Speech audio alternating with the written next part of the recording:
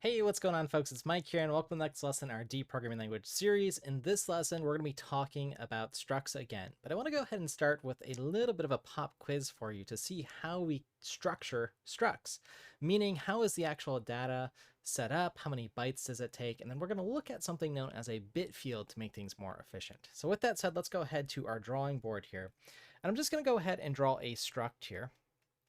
And what I'm going to go ahead and do is just add two elements to it. I'm going to add an integer here for some data, and then I'm going to add an integer here with more data here, okay? And I'll show this in a code example shortly as well.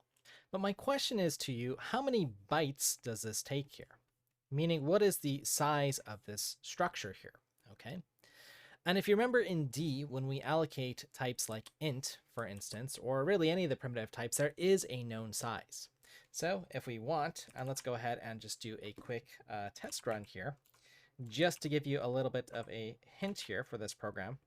Let me go ahead and move this to the side here for you. There's our pop quiz. And let's just go ahead and do a quick test.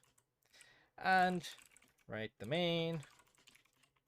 Let's import standard out here. And let's just write out an int dot size of. Okay, and we could go ahead and run this program here. RDMD for our quick test, and we see it is 4 bytes. Okay, so it makes sense that if I have a struct, it's 4 bytes plus 4 bytes. This is 8 bytes here. Okay, let's do a few other tests here. So let's say I have a struct here, and let's say I have an int for some data. And I want some more data here, but now it's going to be just a character. And I'll just also call that more here. And now let's go ahead and repeat the experiment here. So this is experiment number 2 here. Okay, and let's go ahead and just put that in a box nicely, just so you can read it. Let's go to our quick test. Let's go ahead and check out what the size of a character is. And let's go ahead and split the window just so you can see the code alongside here. There it is. Our quick test, and it's 5 bytes. Okay, so if I create a struct here with this type here, so just some type here, and I add in data and a character here for more, let's go ahead and write out what the size is here. Write line here, and then let's go ahead and write the type and the size of, and we'll go ahead and run this. And this type here, this third thing that I wrote, is 8 bytes. Okay, so that's, looks like we're wasting a little bit of bytes here. In fact, we're wasting 3 bytes here. So what this lesson is about today, and the one that's going to follow up after, so make sure you check out the playlist and subscribe, is how do we more efficiently pack information together. Okay, so let's go ahead over to the D language website. Let's go ahead to the language reference. Let's go ahead to struct.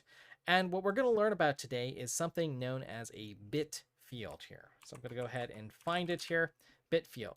Now, again, if you're coming from a language like C or C++, let me zoom out on this a little bit here, you might be familiar with bit fields. And there's actually 2 or so versions built into the language. This first one here is a template here. So it allows what's called creating a bit field inside of a struct, a class, or a union. Okay, and the idea is that you get to decide and reserve how many bits for each of the types that you have. Okay, so you could have Boolean values, you could have integers, and decide exactly how to size those bits. And let me give you just another pragmatic example before we dive into the code here. I'll give you another struct here.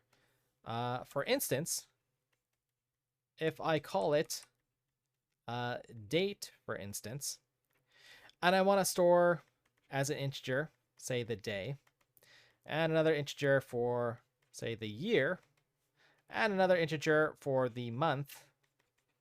Well, this itself is 12 bytes, right? 4 bytes for every integer. But in reality, the day, if you're following a, well, it depends what calendar you're following, I should say. This actually could be an interesting problem. Usually the dates here are going to be between 1 and 31, okay, for much of the world. Now, of course, this could vary here.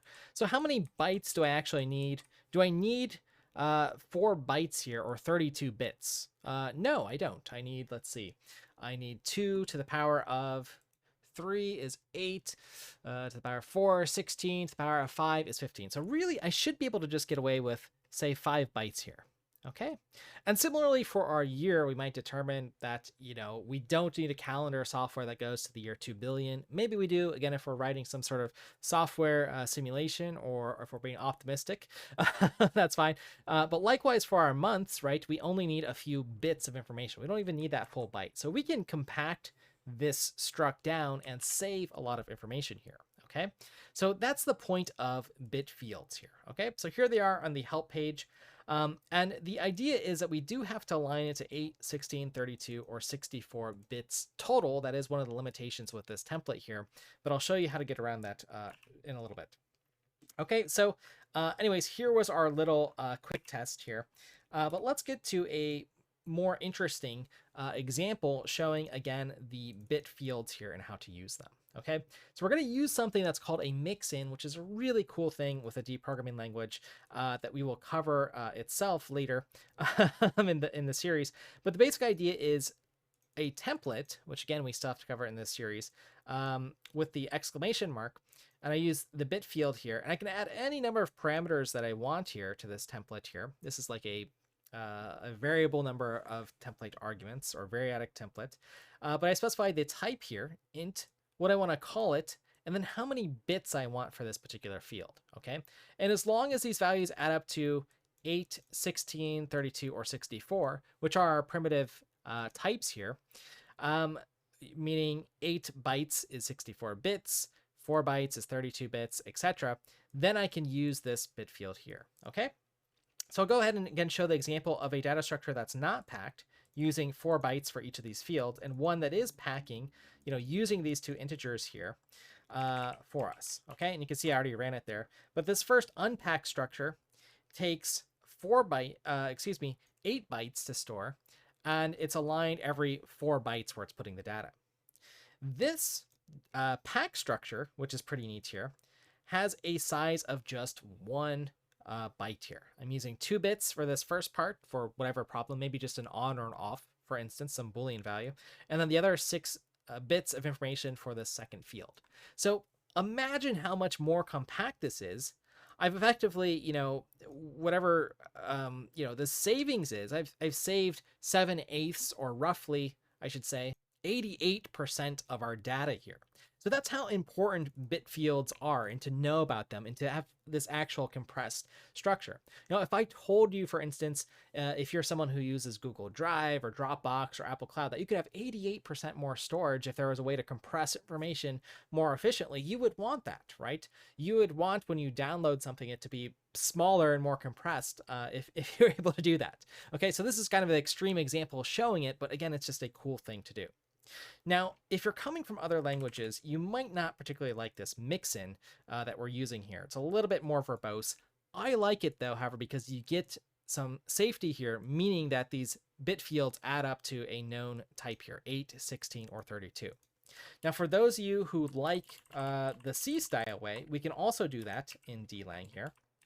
So this is the other style of packing here, where you can just put a colon and then the number of bits here. Okay, so let's go ahead and do this example here. I'll add it to our collection. It's going to be the first one that's printed out here. So let me go ahead and just run it.